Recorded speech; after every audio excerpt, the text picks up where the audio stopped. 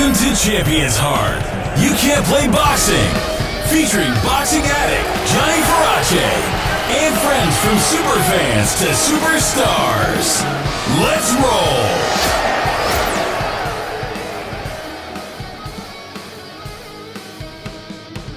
Sitting with the legend Teddy Atlas right after Friday Night Fights here, my man. What'd you think of the fights tonight? It's a good main event, huh? Well, I mean, obviously the co-feature was a non-entity. I mean, it was a non-competitive fight, which we figured it would be. Bartholomew blew out Perez. That was not a fight for TV. Bartholomew. There wasn't an ounce of competitiveness in that fight. I mean, Perez had been knocked out 4 times coming in, and Bartholomew came in the heaviest of his career, knowing what he had in front of him, knowing that he had an easy night. And he was right. He just vacated the super featherweight title to move up in weight, so this is his first fight at... Yeah, but I mean, listen, he's a guy that had, 200, 300, 400 amateur fights. He can handle something. Absolutely. He can handle someone a little better than that on television. So that obviously that was a mismatch. But the main event made up for it. You know, it was a nice competitive fight. It's a great competitive fight. Last time you and I spoke, you were here at the Magic City Casino. There was a very, very controversial decision with the Usomni fight after that. There's always controversial decisions in this business. You haven't picked up on that yet? No, I'm definitely down. Has anything changed recently to make that any better? No. Because you've definitely been very vocal about it. Hey, I'm vocal when I'm supposed to be, when my conscience tells me to be. Right. I care about the sport. I care about the fighters. This is the only thing I've ever done my whole life is boxing.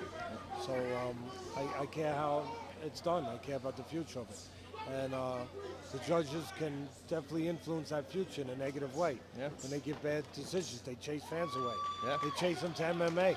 Yeah. I don't want them to chase them to MMA. No. I want to keep them here. Talk a little bit about your program you have in New York City with your gym. It's the Dr. Atlas Cops and Kids boxing programs and gym programs. It's nice of you to ask that. That's very nice of you. Listen, I have a charity. It's been 18 years. It's a foundation called the Dr. Atlas Foundation in memory of my father, who was a doctor who took care of the people that had very little. Right. He went into the projects and he did house calls for free quite often until he was 80 years old.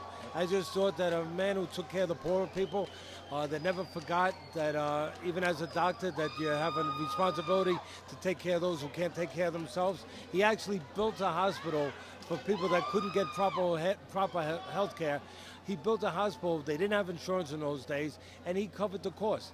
It was only 20 beds in the hospital. It was a tiny little hospital in Staten Island, but he built it so, again, people that didn't have proper hospital care could get it, and he would absorb the cost. I just thought that a man that did that for 55 years should be remembered. So I started a foundation in his name, and we do house calls.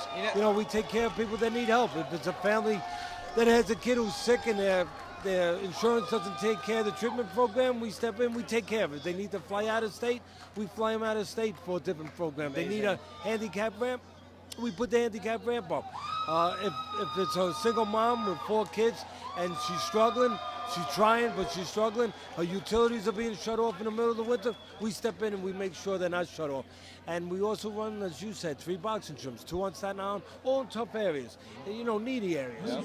2 on Staten Island, 1 in East Flatbush, Brooklyn. We got over 600 kids, and the foundation subsidizes the gym. There's no cost, of course, to the kids. There's only 3 rules in my gym. Bring a report card, get you in. You couldn't get in, you can't bring a report card. You couldn't get in because you're not in school anymore. But bring a report, get you in the door. Pull your pants up, no sagging. Respect yourself, respect us, respect everyone else. We don't need to see your backside, okay? You wanna express yourself, we'll find ways to express yourself other than that. So bring a report card, pull your pants up, and we put computers in all the computer rooms in all the gyms. We hired a certified teacher to be there 5 days a week. You have to go into the computer rooms 1 day a week to see where you're at, to see if you need help. And if you're not doing good in school, we take you out of the gym for a little while, get you up to snuff in school, and then you get back in the gym. We have won the trophy. I'm bragging a little bit right now, but it's not well me. Deserved. It's the fighters. It's not well me. Deserved. But our gyms, that's a better way, more appropriate way to say it.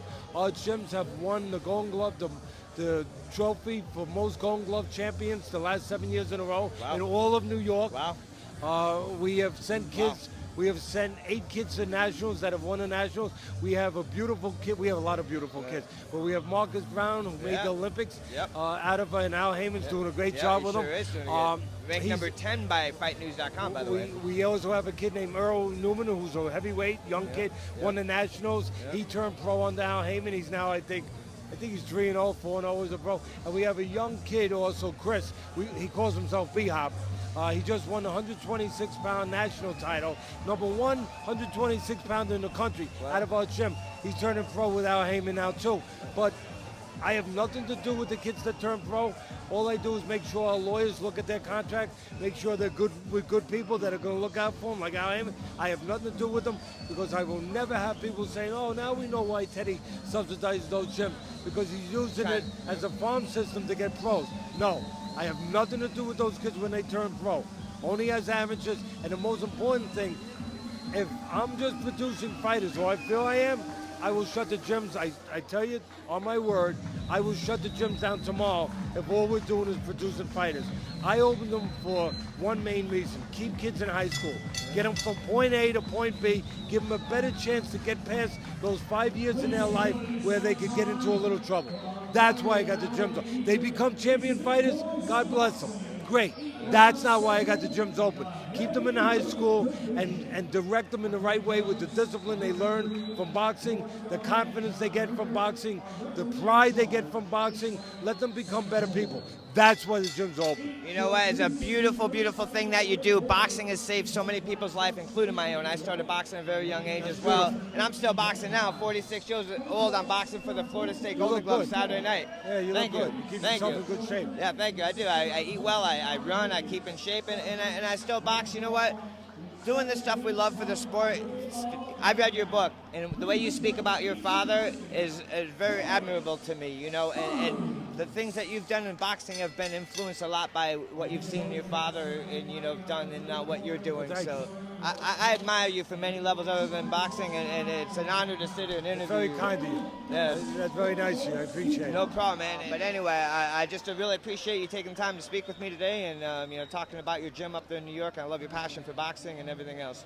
Well, thank you. And you know what? You must move your head because you don't look marked up. That's good. You know what? Definitely keep moving. Thanks, sir. Thank you so much.